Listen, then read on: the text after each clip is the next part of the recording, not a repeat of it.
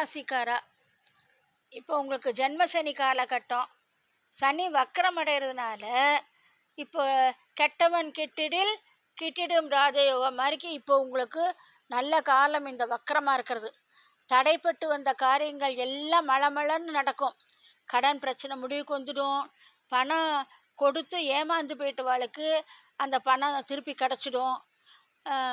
உறவினர்கள் நண்பர்களோடு இருந்த பிரச்சனையெல்லாம் முடிவுக்கு வந்துடும். நீங்கள் வேலை செய்கிற இடத்துல உங்களுக்கு இருந்த சின்ன சின்ன நெருடல்கள் மனக்கசப்புக்கள்லாம் தீர்ந்து போயிடும். உங்களுக்கு திருமண தடை இருந்ததுன்னா இப்போ அந்த திருமண தடை நீங்கிடும். குழந்தை பாக்கியம் வேண்டுவோருக்கு குழந்தை பாக்கியம் கிடைக்கும். ஆனால் இப்போ நீங்கள் சனிக்கு ஒரு பரிகாரம் பண்ணணும். சனிக்கு பரிகாரம் பண்ணுறதுக்கு சனிக்கிழமையில் நல்லெண்ணெய் தீபம் அந்த எவசில்வர் இரும்பு விளக்கில் ஏற்றணும் தீபம்.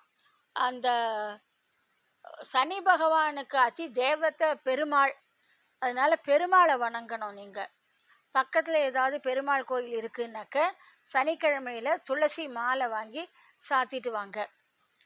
அந்த பெருமாளுக்கு கோயிலுக்கு போக முடியாட்டா கூட வீட்டில் பெருமாள் படம் இருந்ததுன்னா பெருமாளுக்கு நீங்கள் பூஜை பண்ணிட்டு வரலாம்.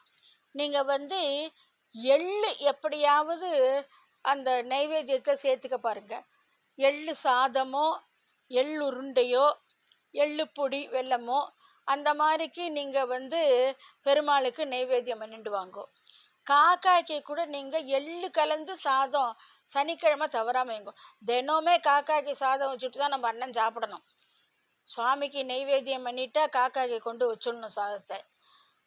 எப்பவும் வைக்க முடியாட்டா கூட சனிக்கிழமை அன்னைக்கு கண்டிப்பாக அந்த சாதத்தில் எள்ளு கருப்பு எள்ளு கலந்து அதை காக்காய்க்கு வைங்கோ. சுவாமிக்கு நைவேத்தியத்தில் எப்படியாவது எள்ளு பொடி அல்லது வெல்லமும் எள்ளும் சேர்த்து பொடி, இல்லைனாக்க எள்ளு உருண்டை வெல்லம் சேர்த்து, இது கண்டிப்பாக நீங்கள் நைவேத்தியம் பண்ணுறதுக்கு பார்த்துக்கோங்க.